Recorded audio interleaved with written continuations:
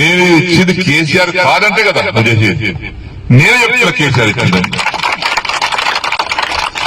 జరిగింది అని గంట పద చెప్తున్నాను. ఎవడు నాకు చెప్పాల్సిన అవసరం లేదు, నేనే సాక్ష్యం. అన్నం పెట్టుడు మరుస్తున్నా కష్టం కదా. అయితే రాజకీయ పరిణామాల వల్ల కొంతమంది దౌర్భాగ్యాలు చేసినటువంటి బాధల వల్ల నేను కొంత నిర్ణయం తీసుకుని మారాల్సి వచ్చింది. అన్ని హామీస్తున్నా 6 మాసాల్లో కూడా పూర్తి చేస్తా అన్నారు. ఇవన్నీ కడువ కప్పుకున్నా. ఆ కడువ కూడా జాతీయ కండువ కప్పుకున్నా. నయమైంది. ఈ కోర్టు కేసులు ఉన్నాయి మా మీద కోర్టు కేసులు నడుస్తున్నాయి. అరే చేతిగుట్టు కండువ కప్పుకోలేదు బాబు, ఇందిరమ్మ బొమ్మతో కప్పుకోలేదు, జాతీయ కండువ మోదీ కూడా కప్పుకున్నాడు ప్రధానమంత్రి, అది కప్పుకోరా చెప్పిన. అసలు ఆ కథ వేరు లీగల్ గా.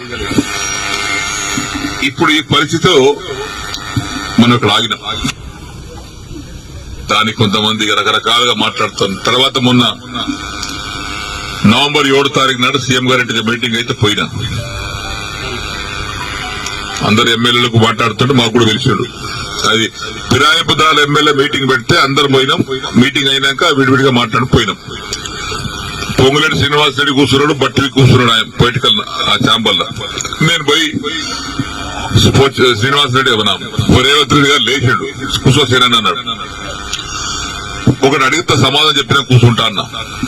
ఏందన్నాడు, నేను నీకు 21 జూన్ నాడు నాకు కండువ కప్పిన రోజు నాకేమైనా పైసలు ఇచ్చినావా, నన్ను ఏమైనా కొన్నావా, కట్లతో సిరాన కొన్నావా చెప్పు, నాకేమైనా ఇద్దరు అందరు ఉన్నారు, నన్ను ఏమన్నా నా ఎమ్మెల్యేషిప్ కొన్నావా, నన్ను కొన్నావా చెప్పు, నేను అమ్ముడు పోయినా నీకే చెప్పినా. లేదు పోలేదు, ఇయ్యలేదు. నేను దేనికోసం వచ్చిన, ఈ సమస్య కోసం వచ్చిన. ఏమైనా అయిందా, ఏం కాలేదా, ఏమైంది, 100 కోట్లు ఎస్డీఎఫ్ ఉంటే 30 కోట్లు ఇచ్చారు. తర్వాత బంద్. జగన్ 70 కోట్లు డబుల్ బెడ్రూమ్ ఉంటే 20 కోట్లు ఇచ్చి, 25 కోట్లు ఇచ్చి 45 కోట్లు ఇవ్వాలి. బంద్. పనులన్నీ పేమెంట్ లేక ఆగిపోతున్నాయి. ఆ కాంట్రాక్ట్ పని చేయమంటే పేమెంట్ ఇవ్వమని అంటున్నాడు. దవాఖాన బాన్సుడు బంద్ అయింది, కోర్టు బంద్ అయింది.